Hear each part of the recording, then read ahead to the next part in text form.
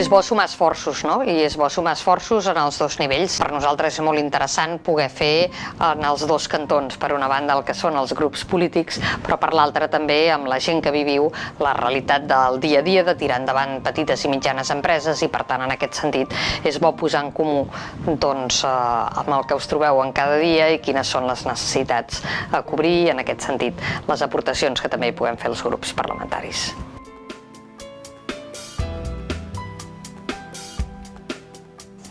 Jo crec que hi ha algunes mesures que són urgents, per exemple, atendre tot el tema de la morositat, donar suport a la internacionalització, millorar el finançament de les pimes. Hi ha mesures que són de fons i de mig termini, com és, per exemple, la simplificació administrativa, que qualsevol llei que es faci nova es tingui en compte l'impacte empresarial, o, per exemple, la famosa finestreta única empresarial, que ja existeix, és una realitat, però és una realitat petita encara. És una realitat que no abarca tots els tràmits ni tots els àmbits d'actuació empresarial, però que cada vegada n'abarca més. Per tant, això ha d'anar creixent a llarg termini.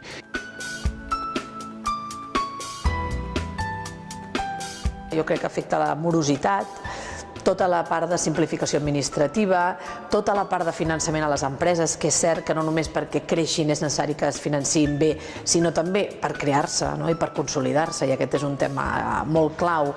Totes les mesures lligades a la internacionalització. Jo crec que aquests 4 grans blocs, més la contractació pública, són mesures que nosaltres podríem adaptar com a pròpies perfectament, intentar acordar-les amb els altres grups per intentar que s'aprovessin i fossin una realitat.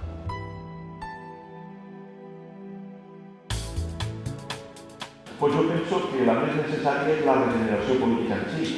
Vull dir, necessitem una llei electoral, necessitem que hi ha sortit una llei de finançament de partits, necessitem unes reformes que facin possible que la gent comenci a veure la classe política d'una altra manera diferent com la que està dient.